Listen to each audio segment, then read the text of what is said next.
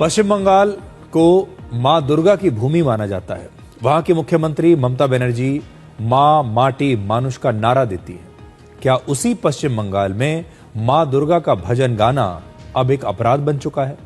मां दुर्गा के लिए एक गाना गाने पर पश्चिम बंगाल की एक मशहूर गायिका लग्नजिता चक्रवर्ती के साथ टीएमसी के एक नेता ने गलत व्यवहार किया। यह गाना एक फिल्म का है और इस गाने के बोल हैं, जागो मां जागो।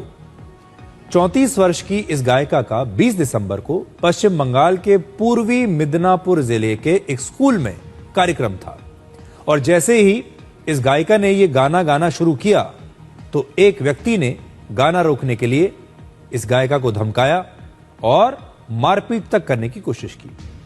और यह काम करने वाले व्यक्ति का नाम है महबूब मलिक, जो ममता बनर्जी की पार्टी तृणमूल कांग्रेस का एक नेता और वहां के स्कूल के मालिकों में से एक है। अब उसे गिरफ्तार कर लिया गया है।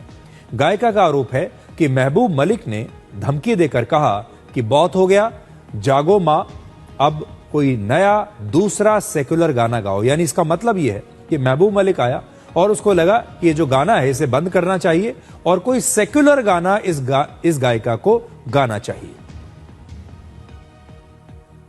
If somebody can access that video and if the video can get out in public, then everybody will see that Mehboob Malik had charged towards the stage with the intention of hitting me. In plain words, he wanted to beat me up.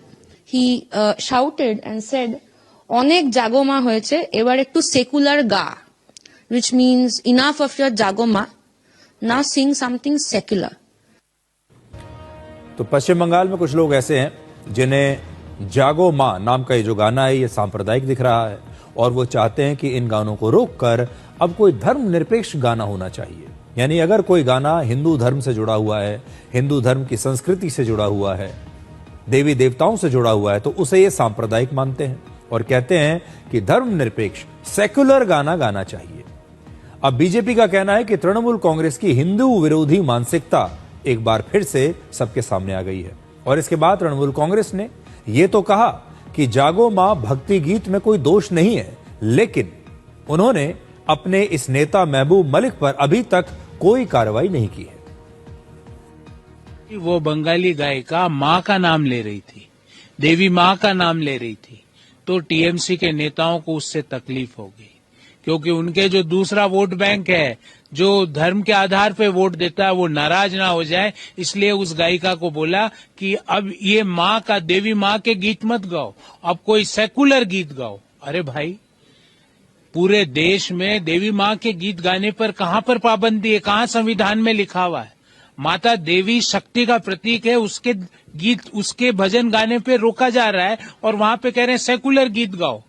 अब हिंदुओं का उपवास उड़ाना, हिंदू देवी देवताओं का अपमान करने का समय लग चुका है, ये नहीं चलेगा। लग्नजिता चक्रवर्ती एमिनेंट सिंगर, उसका साथ जो हुआ है वो अनफॉर्चुनेट है। जिस आदमी ने ऐसा किया वो गलत किया, पुलिस स्टेप ले रहा है और लग्नजिता जी जो गाना गाए थे उसमें कोई दोष नहीं था। लग्नजिता चक्रवर्ती एक बार क्यों, बार बार वो गाना गा सकती है। तुरंत उसको अरेस्ट करने के लिए हम लोग डिसाइड किए, तो उसके बाद से रेड चल रहा था। ही वॉज एब्सकॉन्डिंग, मोबाइल बंद करके, लेकिन हम लोगों ने उसको पकड़ लिया है। तो आज पकड़ा गया है, कल हम लोग को कोर्ट में पेश करेंगे और उसके बाद डिमांड का प्रेयर करेंगे और आगे का जो इन्वेस्टिगेशन है उसको हम लोग आगे ले जाएंगे। देखिए, तृणमूल कांग्रेस के नेता ये तो कह रहे हैं कि जो कुछ हुआ ये गलत हुआ, ऐसा नहीं होना चाहिए था। पुलिस ने एक्शन भी ले लिया, उस व्यक्ति को गिरफ्तार भी कर लिया।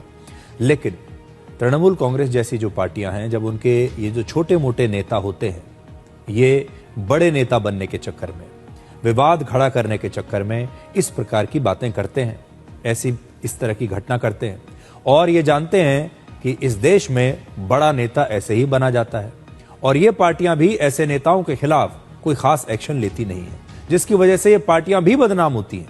इसलिए तृणमूल कांग्रेस पार्टी हो या कोई दूसरी भी पार्टी हो, जब भी कोई ऐसी घटना किसी भी पार्टी का कोई कार्यकर्ता या कोई नेता करता है तो उसके खिलाफ सख्त से सख्त कार्रवाई होनी चाहिए, ताकि आम जनता को यह समझ में आए कि इस पार्टी के जो बड़े नेता हैं उनकी सोच इससे अलग है।